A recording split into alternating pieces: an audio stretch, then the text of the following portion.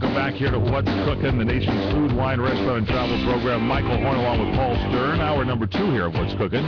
Rick Brown is with us. He is the grill master of the universe. This is Dr. K. He's earned his Ph.B. He's the doctor of barbecue philosophy from the Kansas City Barbecue Society.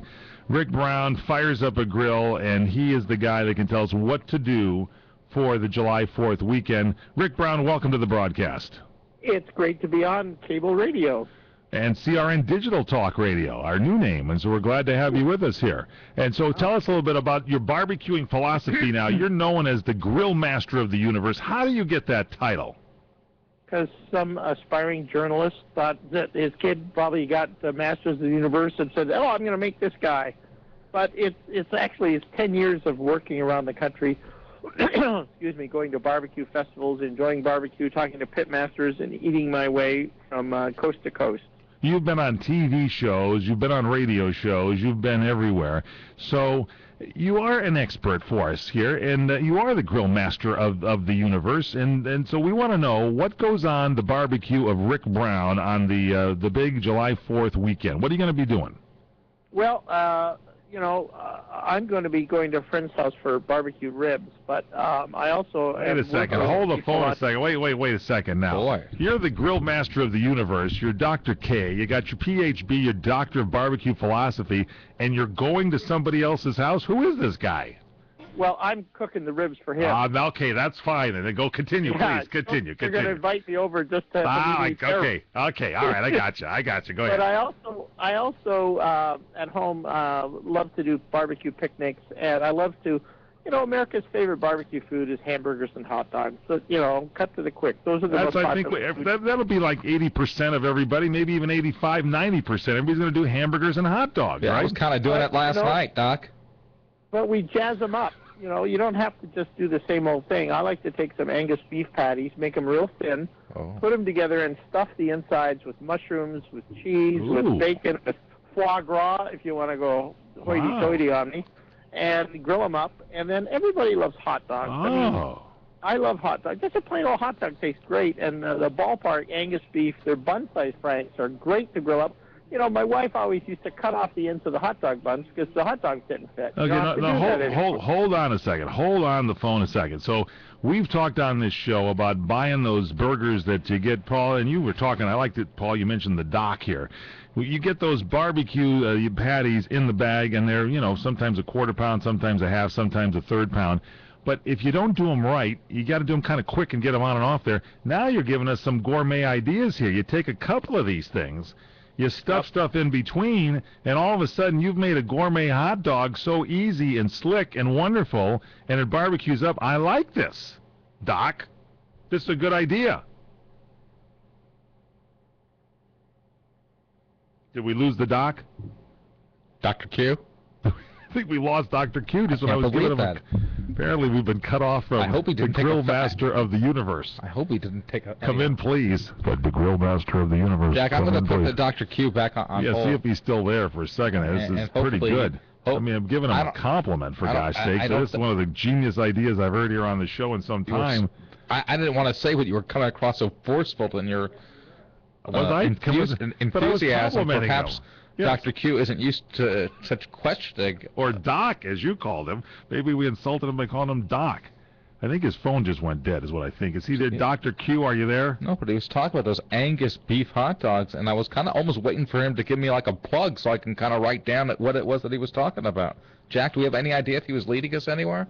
He was talking about the great grill master of the universe ideas of getting out there and doing barbecue. But we have more barbecue guests, so we will, if we can't get them back, we got some more coming up and we'll do it. But here's the tip. The tip is, you've talked to me, you've criticized me in the past, Paul Stern, about getting those thin patties sometimes, which are okay, but they're not as flavorful as the patties that you mush with your hands and everything.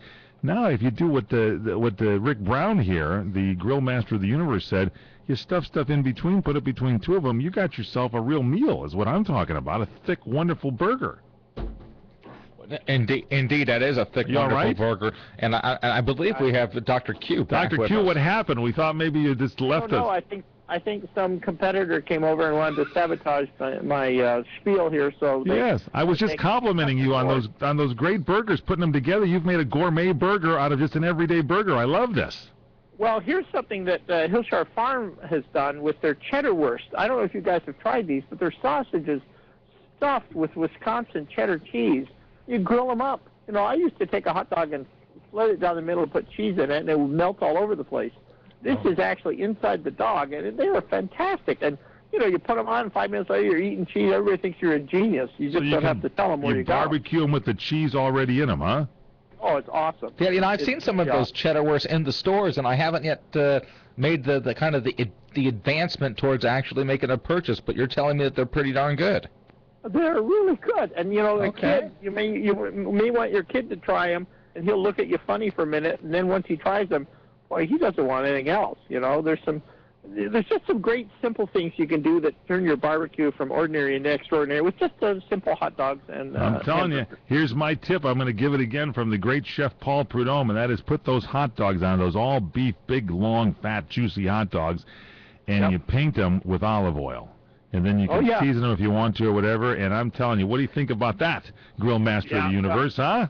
Well, I think that's great. And take one of these these bun-sized dogs. There's no waste to the bun or anything. You don't have to cut the ends off and grill them up. And like you say, put some olive oil on them and sprinkle a barbecue rub on them when you cook them. And, man, I tell you, they're awesome. And people say, what is this? Well, it's a great hot dog. It's great. Although I like them, I kind of like them hanging. I like them hanging out on the other side of the dog. I like to have that first bite of the hot dog hanging out. If you get those long ones, those are good. What else you got there, Rick Brown, Grill Master of the Universe? Ice cream. What kind? Barbecued ice cream. What? I've never heard of such a thing. And, you know, one of the things that we're trying to talk about a little bit is the safety, too, guys, because there's like 8,000 fires a year on the 4th of July. People got to be smart. They got to keep their barbecue out of the brush or dry grass. They got to clean the grill often, keep the kids and pets away. You know, if you're using propane, dribble some soapy water on it to check for leaks. You know, something simple like have barbecue gloves handy or...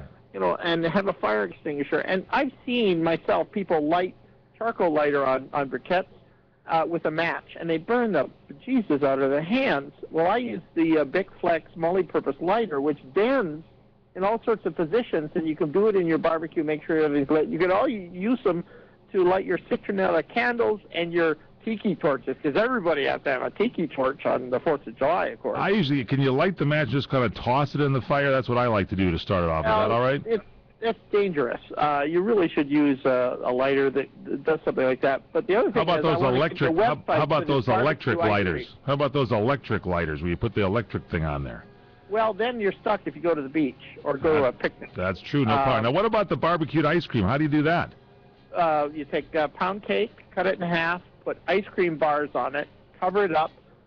You put it on a board that's covered with aluminum foil, put it right in the middle of your barbecue, and cover it with meringue on all sides. And the meringue, the bubbles from the meringue insulate the ice cream. You cook it for about 2.5 minutes on very high heat, and as soon as the meringue starts to brown, take it out, cut it with an electric knife, and you're going to have an incredible dessert.